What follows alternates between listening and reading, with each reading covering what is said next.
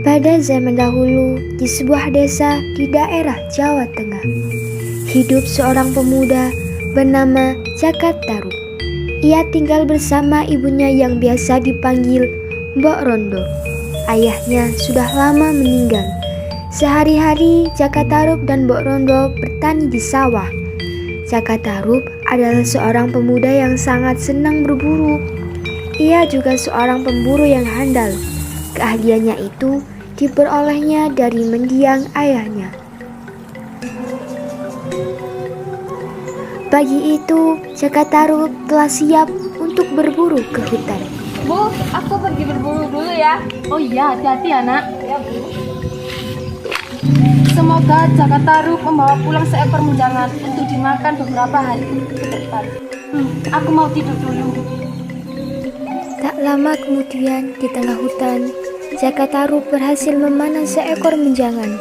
Hatinya senang, namun sayang, begitu Jaka Tarub sedang berjalan pulang membawa hasil buruannya, tiba-tiba datang seekor harimau menyerangnya dan membawa menjangan itu pergi.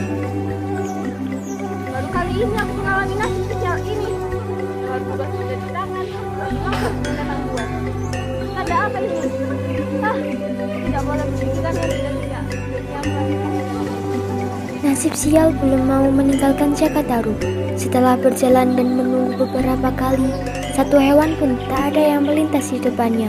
Sedangkan matahari mulai meninggi dan Jaka Tarub sudah merasa lelah dan letih. Aku capek sekali. Aku lapar sekali. Baiknya aku pulang saja. Biarlah tidak membawa hewan buruan. Ketika Jaka Tarub mulai memasuki desanya, banyak mata yang memandangnya dengan pandangan aneh. Namun, karena Jaka Tarub sudah merasa sangat lelah, maka ia hiraukan semua itu dan berjalan cepat untuk segera sampai di rumahnya. Sesampainya Jaka Tarub, ia tertegun memandang rumahnya yang sudah nampak dari kejauhan. Banyak orang yang berkerumun dan sedang membicarakan sesuatu. Jaka Tarub mulai tidak enak hati. Ia segera berlari menuju rumahnya. Ini Orang-orang terkejut dan menoleh dengan pandangan iba ke arahnya. Lalu Jaka Tarub pun masuk ke dalam rumahnya. ada apa ini? Jaka Tarub, ibu telah meninggal nak. Sesaat kemudian, Ibu. Jaka Tarub tak sanggup berbuat apa-apa. Ia hanya termenung memandang wajah ibunya. Sepeninggal ibunya, Jaka Tarub mengisi hari-harinya dengan berburu. Hanya dengan berburu Jaka Tarub bisa meningkatkan rezekinya. Di suatu pagi hari, Jaka Tarub telah bersiap-siap untuk berangkat berburu. Dengan santai ia berjalan menuju hutan Wanawasa karena hari masih pagi. Ketika sampai di hutan pun, Jaka Tarub hanya menunggu hewan buruan lewat di depannya. Tak terasa hari sudah siang.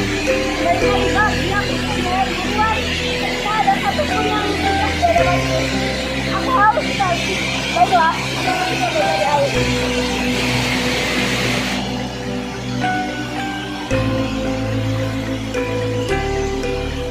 Tak lama kemudian, Danau Toyawan ini sudah kelihatan dari sini. Aku seperti mendengar suara gadis-gadis. Ayam saja, mana ada gadis bermain di tengah hutan belantara begini. dengan mengendap-endap, Jaka Tarub melangkahkan kakinya lagi menuju Danau Toyawan. Danau Toyawan ini.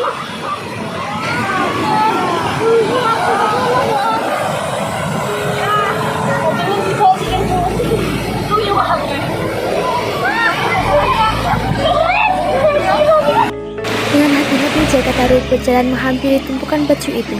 Tiba-tiba seorang dari bidadari itu berkata, Hari sudah mulai dekat.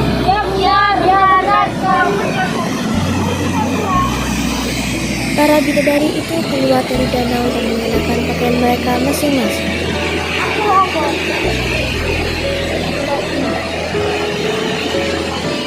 Apakah kalian melihat selendangku?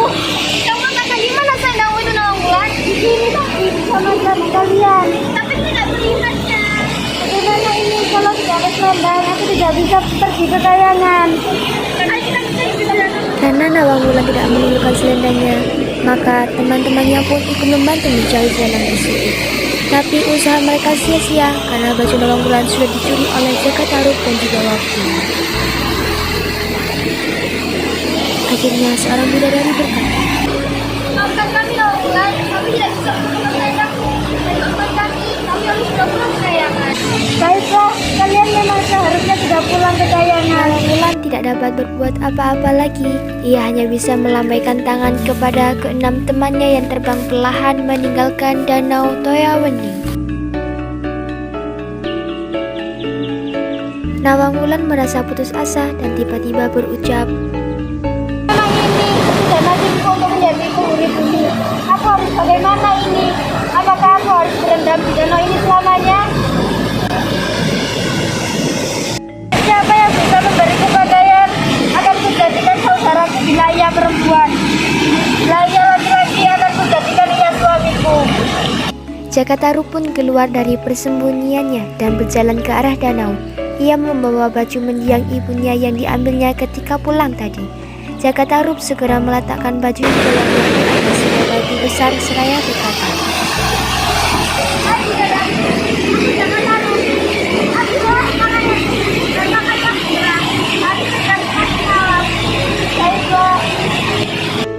Jakataru meninggalkan Nawang Wulan dan menunggu di balik pohon besar tempatnya bersembunyi. Tak lama kemudian Nawang Wulan datang.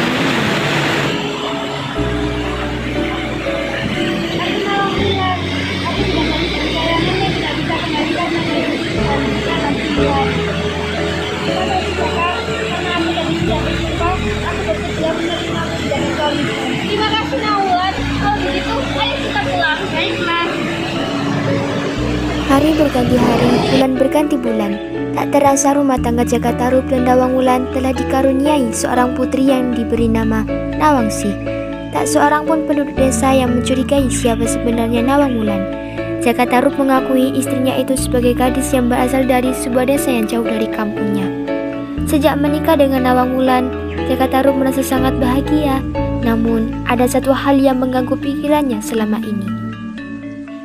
Walau dimasak setiap hari, mengapa padi di lumbung tidak berkurang sama sekali? Malahan, padi ini semakin banyak dan juga meninggi. Pada suatu pagi, Nawang Wulan hendak mencuci ke sungai. Kang Mas, jaga Nawangsi dulu ya. Aku mau mencuci baju di sungai. Jangan buka kukusan nasi yang sedang dimasak ya. Baiklah.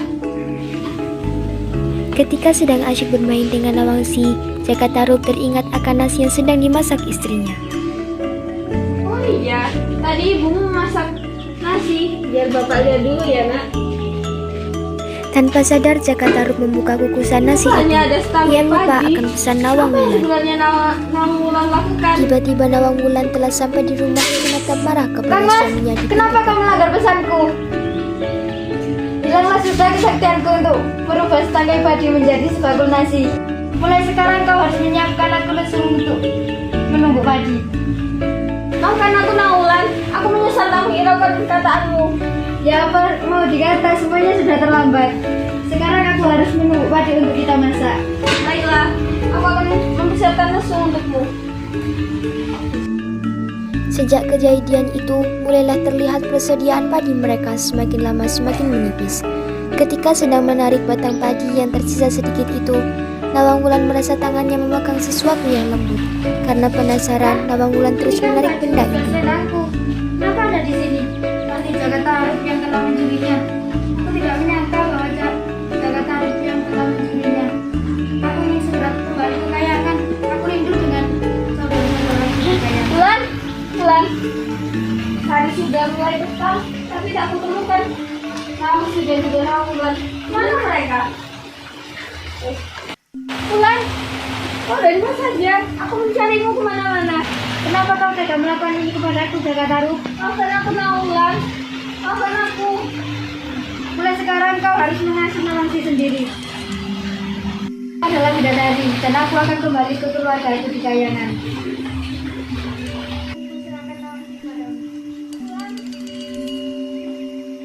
Sebentar apapun salahmu kepadaku, Jakataru, Nawangsi tetaplah anakku. Jika ia ingin menemuiku, maka bakarlah jembatan padi itu. Aku akan turun menemuinya. Dengan satu syarat, kau tidak boleh bersama Nawangsi ketika aku menemuinya. Baiklah Nawang Wulan, aku akan menuruti semua perintahmu. Setelah Jakatarup menyatakan kesanggupannya untuk tidak bertemu lagi dengan Nawang Wulan, sang bidadari pun terbang meninggalkan dirinya dan Nawangsi. Jakatarup hanya sanggup menatap kepergian Nawang Wulan sambil mendekap Nawangsi. Sungguh kesalahannya tidak termaafkan.